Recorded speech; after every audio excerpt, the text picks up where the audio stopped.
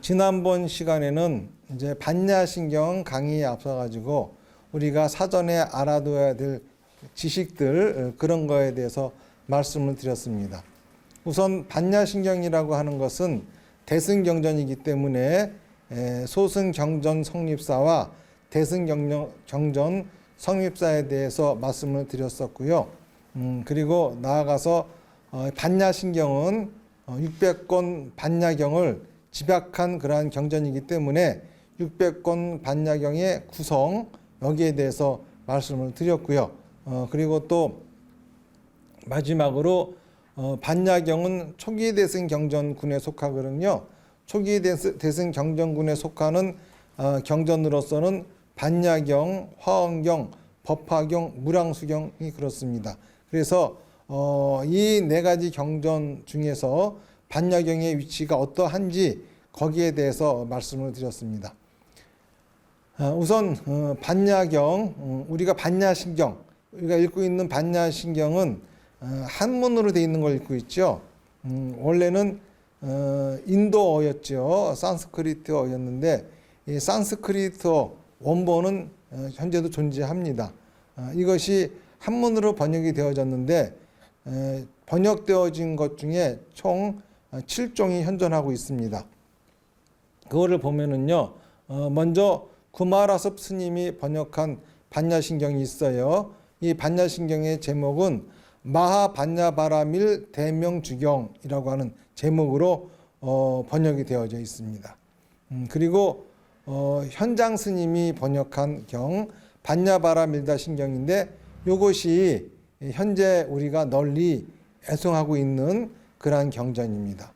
그리고 또 하나는 반야이언, 반야와 이언이라고 하는 두 분이 공동으로 번역한 책이 있는데 이것도 반야바라밀다 심경이라고 하죠. 그리고 또 당나라의 법월중이라고 하는 분이 번역한 경이 있는데 이거는 보편지장 반야바라밀다 심경이라고 합니다. 그리고 또 하나는 지혜륜이라고 하는 분이 번역한 것인데 반야바라밀다 신경이지요. 당나라 때. 그리고 또 당나라 때 법성이라고 하는 분이 번역한 반야바라밀다 신경이 있고요. 그리고 마지막 송나라 때 시오라고 하는 분이 번역한 불설 성불모 반야바라밀다경, 이렇게 7종이 현존하고 있습니다. 이 현존하고 있는 7종이 다 반야신경의 이역본이에요. 그러니까 반야신경을 번역한 그런 경전이다라고 하는 겁니다. 그 중에서 저희들이 현재 보고 있는 경전, 널리 애송되고 있는 경전은 당나라 때 현장 스님이 번역한 반야신경이지요. 우선 반야신경 그 제목을 보면은 흔히 마하반야바라밀다 신경이라고 하는데 이 마하라고 하는 말은 후대에 붙은 말이고 원래는 반야바라밀다 신경이에요. 이렇게 반야바라밀다 신경이라고 제목이 붙은 것은 현장 스님이 산스크리트 원본에 보면은 프라주냐 파라미타 삼마파담이라고 하는 말이로서 경전이 끝나는데 이거는 뭐냐 하면은 반야바라밀다의 심료를 설하여 마친다 이런 소리입니다. 그래서 원 산스크리트 경전에는 반야신경이라고 하는 제목이 없어요. 근데 이 부분을 갖다가 반야바라밀다 신경이라고 제목을 붙인 거지요. 그러니까는 이 제목을 해석해 보자면은 반야바라밀다의 심료를 설한 부처님의 말씀 이런 소리가 되는 겁니다. 그러니까는 반야바라밀다 600권의 핵심을 총 집약했다 할 수가 있겠죠. 반야라고 하는 거는 인도말 프라주냐를 번역한 거예요. 그거를 의역한 것이 아니라 음력을 한 겁니다.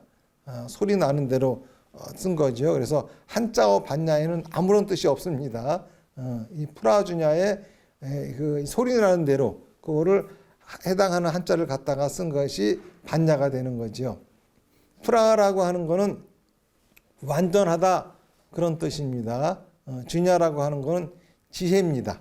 그러니까는 반야라고 하는 말은 완전한 지혜 그런 뜻이 되겠지요. 그리고 파라미타라고 하는 거는 흔히 우리가 도피안으로 번역을 하는데 저 언덕으로 건너간다 그런 뜻입니다.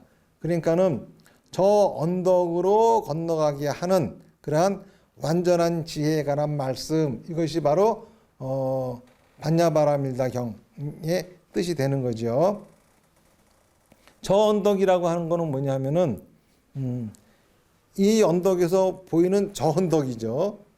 그러면은 저 언덕은 뭐냐 하면은 불교의 목적인 성불이 이루어진 세계, 부처가 된 세계가 저 언덕이 되는 것이고, 이 언덕은 뭐냐면은 아직 부처가 되지 않은 세계인 거죠. 그러니까는 부처가 되지 않은 상태에서 부처가 되는 세계로 우리를 그쪽으로 가게 하는 그러한 완전한 지혜의 말씀, 그런 소리가 되는 겁니다.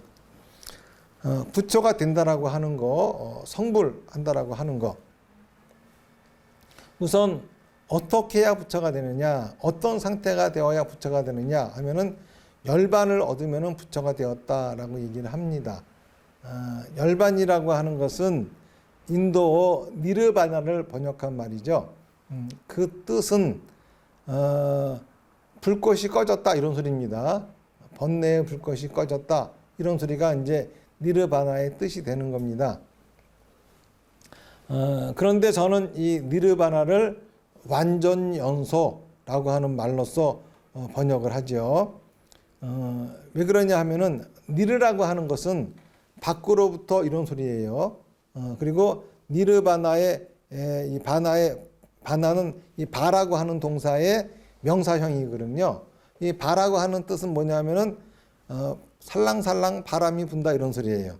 센 바람도 아니에요. 살랑살랑 부는 바람이에요. 그러니까는 니르바 그러면은 밖으로부터 살랑살랑 바람이 불어온다 이런 소리입니다.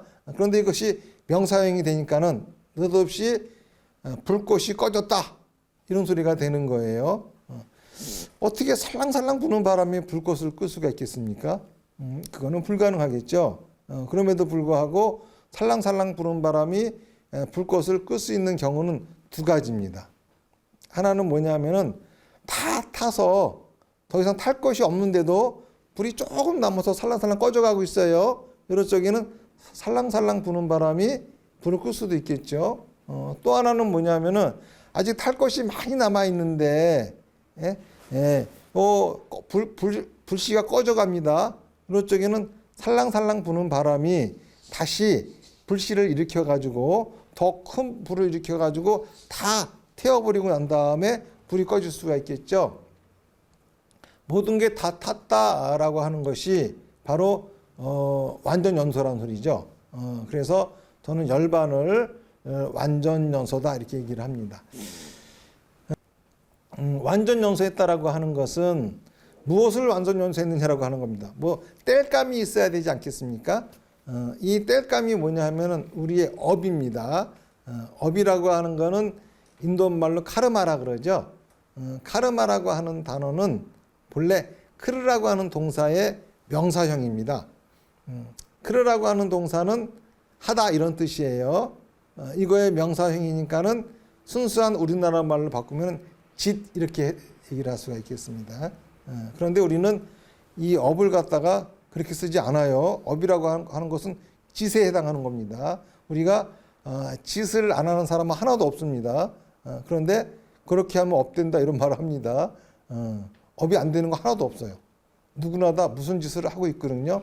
그리고 업이라고 하는 것이 전생에 무슨 지은 죄 이런 거 아니에요. 업이라고 하는 거는 짓에 해당합니다. 그런데 불교에서는 삼업을 얘기해요. 신업, 구업, 의업을 얘기하죠. 자, 업이 짓이라 그랬잖아요. 신업이니까는 신이 몸신자죠. 그러니까 몸으로 하는 짓입니다. 뭐가 되겠죠? 행동입니다. 구업은 입구자죠. 입으로 하는 짓입니다. 우리가 입으로 무슨 짓을 하죠? 말을 합니다. 의업, 마음을 하는 짓이죠. 우리가 마음으로 무슨 짓을 하죠? 생각을 합니다. 그러니까는 신업은 행동이고 구업은 말이고 의업은 생각이니까는 생각과 말과 행동 이것이 바로 업이다 이겁니다. 그러니까 우리가 이 완전연소할 적에 땔감이 업이라고 하는 이유는 바로 내 생각과 말과 행동이 땔감이 되는 거예요. 자, 그러면은 이거를 태우는 불꽃은 뭐냐? 우리가 흔히 번뇌의 불꽃으로 얘기하죠. 바로 불꽃은 번뇌가 되는 겁니다. 그러니까 번뇌의 불꽃이 내 업을 활활 태워서 업이 하나도 남지 않은 상태에 완전 연소해버린 상태를 우리가 열반이다라고 얘기를 한다고 하는 거죠. 번뇌의 불꽃이 업을 태우지 않고 집을 태워버리면 이게 번뇌 화택이 되는 거죠.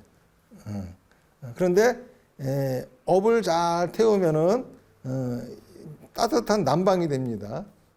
그리고 요리도 할 수가 있고 굉장히 즐거운 세계가 되는 거죠. 어쨌든간 저 세계라고 하는 것은 부처가 되었다라고 하는 것은 생각과 말과 행동, 업이 완전 연소되어진 세계고, 이 세계는 뭐죠? 업이 불완전 연소하고 있는 세계예요. 불완전 연소하고 있을 적에는 독가스밖에 안 나와요. 온통 독가스가 나와가지고 질식한 지경이 되는 거죠. 그러면은 도피하는 뭐죠? 이 언덕에서 저 언덕으로 가는 겁니다. 그러니까 이거는 뭐냐 하면은 업을 완전 연소하고 있는 중이겠죠. 그러니까는 업이 완전 연소됐습니다. 저 언덕으로 완전히 건너가 버렸어요. 그런데 이 언덕은 어떻죠? 이 언덕은 업이 불완전 연소하고 있어요. 내 생각과 말과 행동이 불완전 연소하고 있습니다. 독가스만 계속 나오고 있어요. 힘들고 고통스럽겠죠. 그런데 이 언덕에서 저 언덕으로 가고 있는 중간 도피하는 어떻게 되죠? 내 생각과 말과 행동이 완전 연소하고 있는 중입니다. 완전 연소하고 있는 중이에요. 그렇기 때문에 활활 타는 불이 있습니다. 활활 타는 불이 있으니까는 밝은 빛이 있고 뜨거운 열기가 있어요. 이게 바로 도피안이죠. 그러니까는 다시 말해서 반야라고 하는 거는 바로 그 도피안으로 가게 만드는 그러한 완전한 지혜, 이런 얘기가 되는 겁니다. 그러면 도대체 완전한 지혜란 뭐냐? 우리가 여기에 대해서도 한번 생각해 볼 필요가 있겠습니다. 생물이 외부의 자극에 반응하는 메커니즘을 보면은 어떻게 반응하냐 하면은요, 우선 외부에 여러 가지 자극들이 있죠. 이 자극들을 우리 감각기관이 감각을 합니다. 다시 말해서 보이는 거는 눈으로 보고, 들리는 거는 귀로 듣고, 그리고 냄새 나는 거는 코로 맡고, 맛 같은 건 혀로 느끼고, 피부로서는 자극을 느끼죠. 이런 식으로 우리의 감각기관이 외부의 자극을 통해 가지고 그 외부의 자극을 감각합니다. 이 감각되어진 자극은 마음으로 전달이 되어집니다. 그러면은 마음이 인식하는 거죠. 인식이라고 하는 거는 뭐냐면은 이 자극들을 분석해서 지금 내가 어떤 상황에 놓여 있는지, 실제 상황이 어떤 건지 그거를 판단하는 거죠. 이렇게 하면은 판단 사항이 나오는 겁니다. 그러고서 판단되어지면은 내가 지금 이런 상황에 이렇게 이런 상황에 있구나라고 하는 것이 판단되어지면은 그거를 출력을 하죠. 말과 행동으로 출력을 하는 거예요. 이러한 과정을 통해 가지고 모든 생물들은 외부 자극에 반응을 합니다. 여러분들 같은 경우도 지금 법문하는 소리를 듣고 있죠. 주변을 보니까는 법문을 듣고 계시는 분들이 계세요. 여기는 법당입니다. 아, 내가 지금 법문을 듣고 있구나. 이렇게 이런 자극들을 통해 가지고 이렇구나라고 하는 거를 내가 판단합니다. 그러면 여기서는 막 떠들거나 그냥 나서 가지고 이러고 방해하면 안 되겠죠. 가만히 조용히 들어야 되겠다. 이거 이렇게 출력을 하는 겁니다. 이런 식으로 우리가 외부 자극에 반응을 하는데, 그런데 문제는 마음이라고 하는 거에는 실제 상황을 갖다가 왜곡시키는 기능이 있어요. 다시 말해서 자기가 받아들인 자극들을 왜곡시켜 가지고 판단하는 기능이 있어요. 이걸 갖다가 불교에서는 무명이다 이렇게 말을 합니다. 모든 마음에는 무명이 있기 때문에 이 사람이 판단한 상황은 실제 상황하고 다르겠죠. 그렇죠? 달라요. 그러니까 실제 상황을 정확히 알 수는 없습니다. 어느 정도 실제 상황이 반영되어졌다 하더라도 내 생각은, 내 판단은 정확하지 않아요. 그래서 그 1000개의 하늘에 달이 떴으면은 1000개의 강에도 달이 뜬다 소리가 그런 소리입니다. 실제 사항은 하나이지만은 그거를 판단하고 있는 판단 사항은 제 각각일 수밖에 없지요. 그렇기 때문에 지식하고 지혜는 달라요. 지식이라고 하는 거는 뭐냐면은 자기 생각 속에서 이루어지는 겁니다. 책을 보고 배운다든지 이런 식으로 자기 생각, 다시 말해서 요 망상 속에서 이루어지는 것이 지식입니다. 거기서 알아가는 것들이. 그런데 지혜라고 하는 거는 뭐냐 하면은요, 실제로 내 생각을 출력을 해본 거예요. 말과 행동으로서 출력을 해보는 거죠. 내 생각은 실제 상황이 왜곡되어진 거라 그랬어요. 그러니까 당연히 출력하면은 실제 상황하고 충돌이 일어나겠죠. 그런 걸 통해 가지고 알게 되는 거, 이거를 지혜라 그럽니다. 그러니까는 지식은 혼자 생각으로서 알아가는 것이고, 혼자 생각하고 사고해서 알아가는 것이고, 지혜라고 하는 것은 실제 상황, 내 경험을 통해서 알아가는 것이 지혜다라고 할 수가 있어요. 요 반야라고 하는 거는 그런 지혜를 얘기하는 겁니다. 그래서 반야를 다르게 얘기한다 하면은 실제 상황에 대한 통찰력이라고 말할 수가 있습니다. 그러니까는 반야바라밀다라고 하는 것은 내 생각과 말과 행동을 완전 연소하게 해주는 실제 상황에 대한 통찰력이라고 이렇게 우리가 번역할 수 있는 거죠.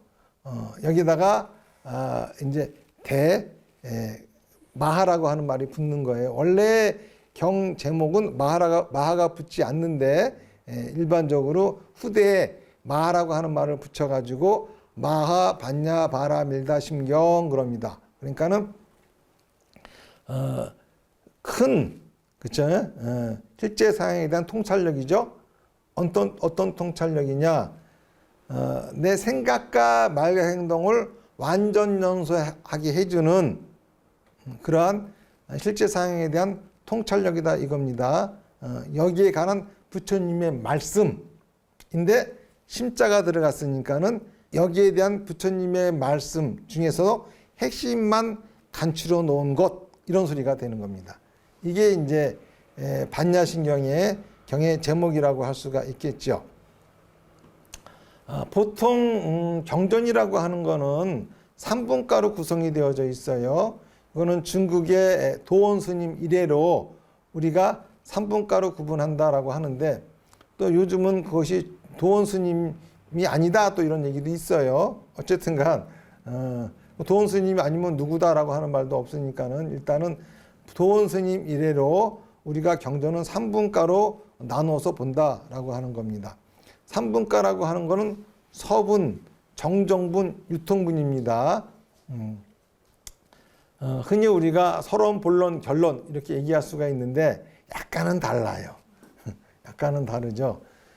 서분에는 지금부터 설하는 내용이 이제 일반적인 경전에서 일반적인 어떤 글에서 서론이라고 하는 것은 어떤 문제 제기를 하죠.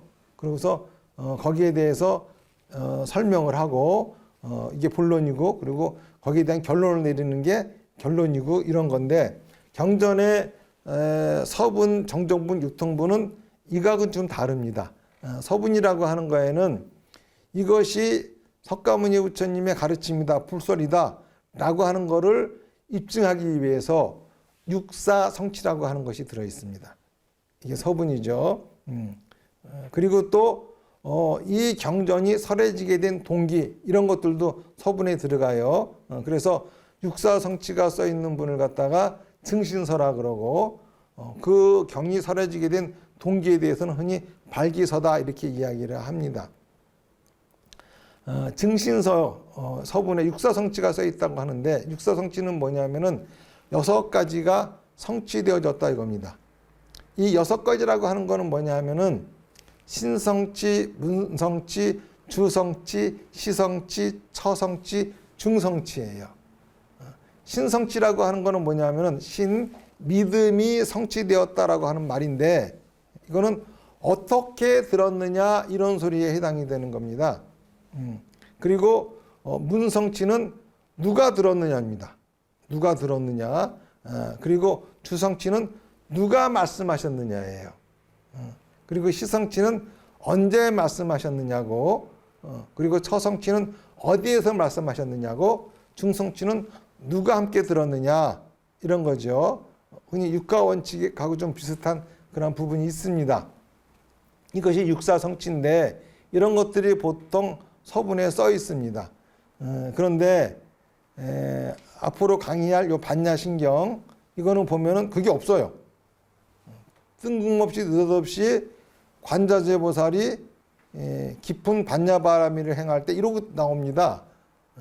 근데 보통 다른 경전에서는 여시아문 일십을 이렇게 시작되잖아요. 이 여시아문이 그 신성치, 문성치, 일시가 시성치, 주가 불이 주성치 이런 식으로 되는데 이것이 없어요. 그 반야신경에는. 근데 진짜 없느냐? 그러지는 않습니다. 요거를 지금 우리가 읽고 있는 반야신경을 약본 반야신경이라고 하는데, 또 다른 이역본인 반야와 이연이라고 하는 분이 공동으로 번역한 반야신경 광본에는 그런 부분이 다 들어 있습니다. 그 부분 한번 우리가 잠깐 읽어보고 넘어가겠습니다.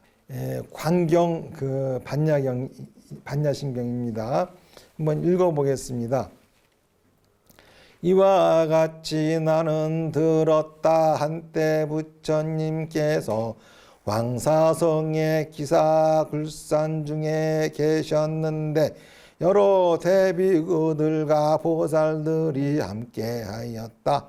그때 부처님께서 광대심심이라는 삼매에 드셨다. 여기에서 보면은 이와 같이라고 하는 것이 육사성치 중에 신성치가 되는 것이고, 나는 들었다가 문성치고요.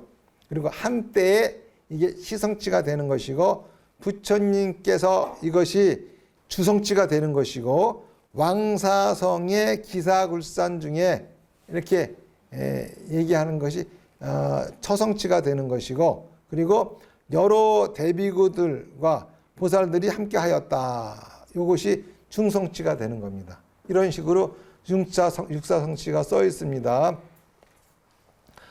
정종분 들어가서 좀 읽어보면은요.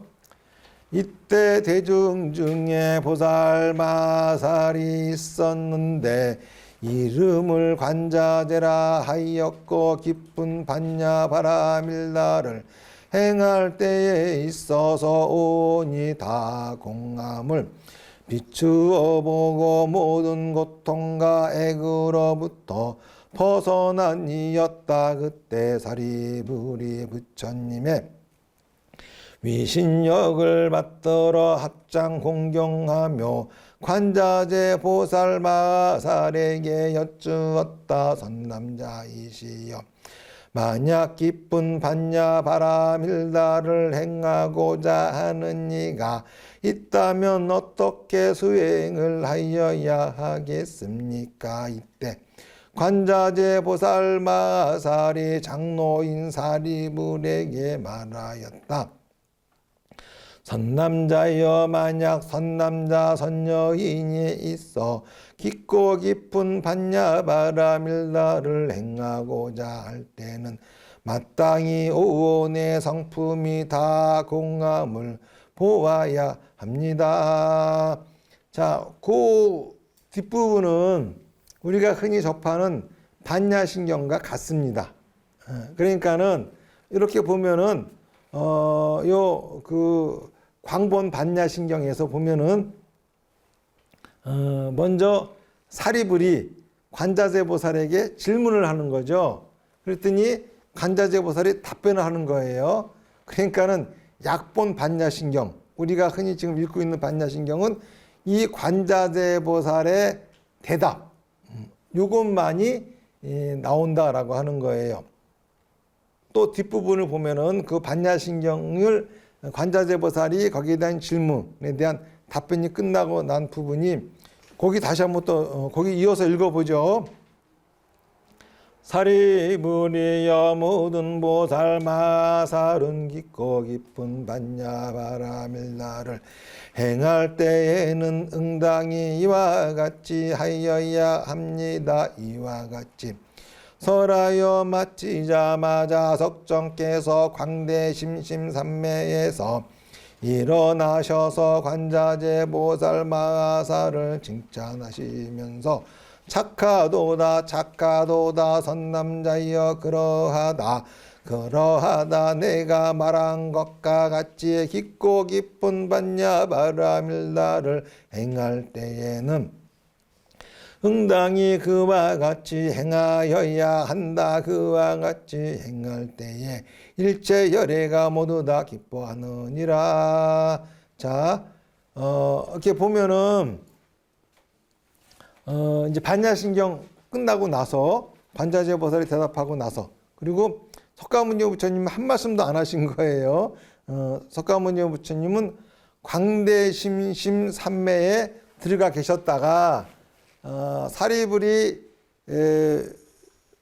관자재보살에게 질문을 하고 관자재보살이 답변하고 났더니 그때서야 산매에서 깨어나셔가지고 칭찬하시는 거죠. 맞다 그러하다 아주 잘 말했다 정확히 말했구나 칭찬하시는 거예요. 그럼으로써 관자재보살이 말하긴 했지만은 이것이 곧 석가모니 부처님이 말씀하신 거와 똑같은 동등한 지위를 얻게 되는 거죠. 부처님이 인정하셨으니까는요. 그리고서 이제 유통분이 나옵니다. 자, 유통분을 보면은 석존께서 이렇게 말씀하시니 장로사리불도 크게 기뻐하고 관자재보살도 크게 기뻐하였다도 그때 모여있던 전인나수라 건달바 등도 부처님이 설하신 바를 듣고 크게 기뻐하며 믿고 받들어 실천하였다. 자, 그러니까는 유통분이라고 하는 거 우리가 흔히 그래서는 서론, 본론, 결론이 있죠. 서론에서는 어떤 문제를 제기하고 본론에서는 설명을 하고 결론에서는 결론을 내립니다. 그런데 이 불교 경전에서 서론, 정전분, 유통분은 약간 성격이 다르죠. 서분에서는 이것이 틀림없는 석가모니 부처님의 가르침입니다를 증명하기 위해서 육사성취가 쓰여져 있고 그리고 본론에서는 정정분에서는 본론에 해당하는 부처님의 설법이 이어지고 그리고 마지막 유통분에 가서는 이 말씀을 대중들이 어떻게 받아들였는지 대중들이 영위하는 부분을 가지고서 끝맺음을 맺는 게 일반적인 경전의 형식입니다. 그러니까는 이 광본 반야신경을 통해서 우리가 알 수 있는 것은 지금 우리가 읽고 있는 반야신경이라고 하는 것은 본래 석가모니 부처님은 광대심심산매에 들어가 계셨고 그리고 사리불이 그 관자재보살에게 질문을 한 거죠. 반야바라밀다를 행할 적에는 어떻게 해야 됩니까?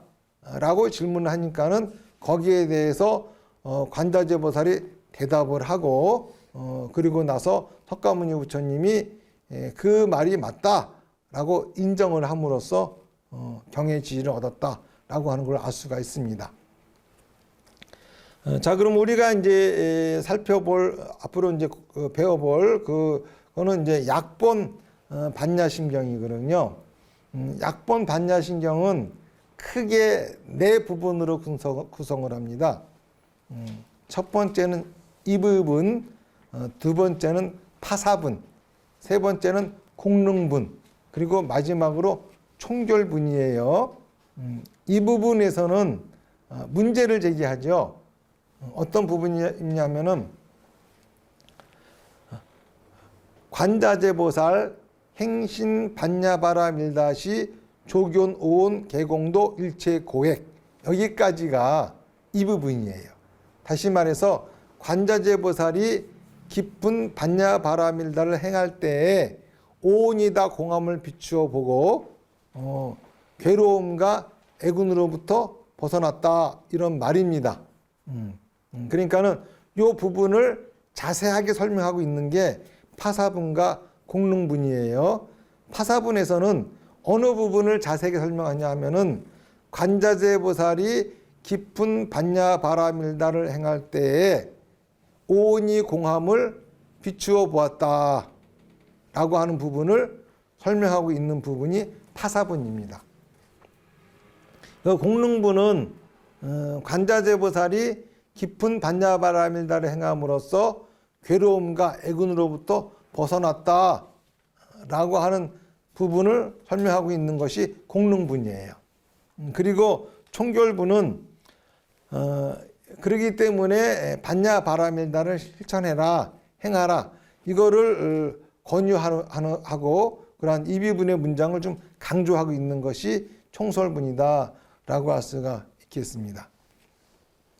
그러면은 우선 이 부분부터 잠깐 살펴보면은 관자재보살이 깊은 반야바라밀다를 행할 때에 오온이 공함을 비추어 보고 그리고 일체 고통과 애군으로부터 벗어났다라고 하는 것이 이 부분이죠. 문제를 제기한 거예요.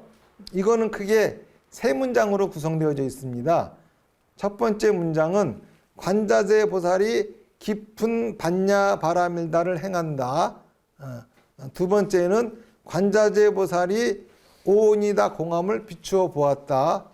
세 번째는 관자재보살이 괴로움과 애군으로부터 벗어났다. 이 세 문장입니다. 이 세 문장이 하나로 엮여 있는 거예요. 그런데 어떤 접속사로 연결되어져 있냐 하면은 관자재보살이 깊은 반야바라밀을 행한다와 관자재보살이 오온이 공함을 비추어 본다라고 하는 것은 동시입니다.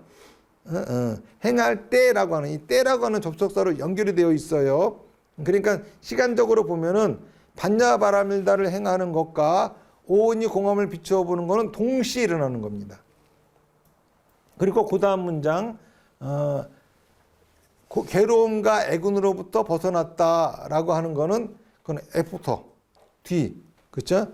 그러고 난 다음에 결과적으로 이런 일이 발생했다 이런 거죠. 그러니까는 시간적인 차이로 보면은 반야바라밀다를 행한다와 그리고 또 오온이다 공함을 비추어 본다라고 하는 거는 동시에 일어난 거고 그리고 애군으로부터 벗어났다라고 하는 거는 그거는 이제 그 결과로서 나오는 얘기가 되는 겁니다.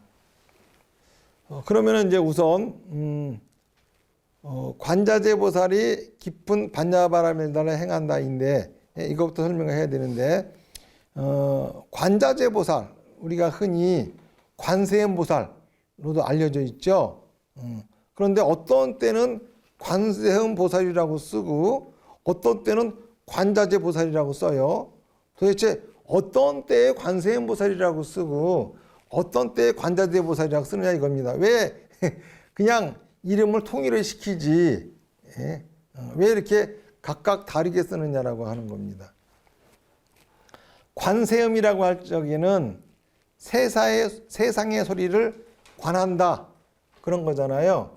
그런데 관자재보살이라고 하는 것은 자제로움을 자유로움을 관한다라고 하는 거잖아요. 그러니까는 관세음 할 적에는 여기는 뭐가 들어있죠? 이타행이 들어있죠. 중생을 제도하는 중생에 이익되게 한다라고 하는 이타행. 이 보살의 덕목의 핵심이 뭐죠? 상급오리 하와중생이에요. 위로는 깨달음을 구하고 아래로는 중생을 제도한다 이런 거죠. 또 하나 자리이타 원만입니다. 스스로를 이롭게 하고 남을 이롭게 함이 원만하다 이런 소리입니다. 이 덕목으로 비춰보면은 관세음보살이 세상의 소리를 듣는 이유는 뭐죠? 어떤 소리를 듣습니까? 사람들이 즐거워하는 소리를 들을까요? 아니에요. 사람들이 고통받고 있는 소리를 듣겠죠? 사람들이 고통받고 있는 소리를 듣는 이유는 뭘까요? 그거는 중생을 제도하려고 하는 거겠죠? 그러니까는 관세음할 적에 세상의 소리를 관한다 할 적에는 이타행이 되는 거고요. 관자재, 자, 자제로움을 관한다고 하는 거는 여기에 이타행이 있습니까? 누가 자제로운 거야? 스스로가 자제로운 거죠. 그러니까 여기는 자리행이 들어있는 겁니다. 그러니까는 그 관세음보살의 지금 활동이 이타행 일적에는 관세음보살인 것이고 자리행 일적에는 관자재보살이다 이렇게 얘기할 수가 있습니다. 우선 보살이라고 하는 것에 대해 잠깐 말씀을 드리면은 원래 보살이라고 하는 거는 뭐냐면은 부처님이 되기 위해서 수행하는 전 단계의 사람들을 갖다가 수행자를 보살이다 이렇게 얘기합니다. 그래서 석가모니 부처님도 육령 고행하는 모습을 갖다가 그때는 보살의 모습으로 표현하거든요. 그러니까 아직 깨달음을 얻어서 부처가 되지 못한 상태, 이거를 이제 보살이라고 합니다. 그런데 불교가 대승불교로 오면서 깨달음이라고 하는 내용이 바뀝니다. 보통 이제 부처님 당시의 깨달음이라고 하는 것은 삼법인, 12영기, 사성제, 8정도 이런 것들을 깨닫는 것을 깨달음이라고 했는데 대승불교에 와서는 깨달음이 삼과라고 하는 걸로 바뀌어요. 삼과라고 하는 것은 세 가지 결과라고 하는 겁니다. 어떤 거냐 하면은 중생이 다 제도되어진 거, 번뇌가 다 끊어진 거, 불도가 다 이루어진 거예요. 그러니까 중생이 다 제도되어지지 않고 번뇌가 다 끊어지지 않고 불도가 다 이루어지지 않았으면은 깨달음을 얻은 게 아니다 이겁니다. 그러니까는 대승불교에 있어서의 보살은 그 방향은 중생을 다 제도하고 번뇌를 다 끊고 불도를 다 이루기 위해서 하는 거죠. 그래서 이걸 우리가 발보리심이라고 합니다. 발보리심을 삼사라고 표현하죠. 중생을 다 제도하겠습니다. 번뇌를 다 끊겠습니다. 불도를 다 이루겠습니다. 이것을 발언하는 것을 발보리심이다 이렇게 얘기를 하죠. 그러니까는 보살이라고 하는 것은 곧 중생을 제도하기 위해서 부처가 되는 것을 포기하고서 중생 제도에 연념하고 있는 분을 갖다가 보살이라고 얘기하죠. 그 중에 대표적인 보살님이 우리가 잘 알고 있는 관세음보살님이다 라고 할 수가 있습니다. 관세음보살님 이 머리에는 아미타불을 이고 있죠. 그래서 아미타 부처님의 본원력을 가지고서 아미타 부처님의 본원력 원력을 가지고서 중생을 제도하시는 거예요. 그러니까는 스스로에게 중생을 제도할 수 있는 힘이 있는 것이 아니라 아미타 부처님의 원력을 가지고서 중생을 제도하시는 거죠. 어쨌든간 이 반야신경에서 등장하는 보살님은 관자재 보살인데 관세음 보살님은 관세음 보살이라고 할 적에는 이타행을 갖다가 주로 표현할 적에 관세음 보살이 되는 것이고 관자재 보살 적에는 자리행을 갖다가 얘기할 적에 관자재 보살이다라고 한다고 하는 겁니다. 그러면 이제 오늘 얘기는 여기까지 하고 사실 이제 반야바라밀다를 행한다는 것이 무엇인지를 이제 설명을 드려야 되는데 이게 얘기를 시작하면 굉장히 깁니다. 그래가지고 짧은 시간 내에 끝낼 수 있는 것이 아니기 때문에 다음 시간부터는 반야바라밀다를 행한다라고 하는 것이 뭘 어떻게 하는 것인지, 뭘 하는 것이 반야바라밀다를 행한다고 하는 것인지 거기에 대해서 말씀을 드리도록 하겠습니다. 자, 나무아미타불 연불열편하겠습니다. 나무아미타불, 나무아미타불, 나무아미타불, 나무아미타불, 나무아미타불, 나무아미타불, 나무아미타불, 나무아미타불, 나무아미타불. 성불하십시오.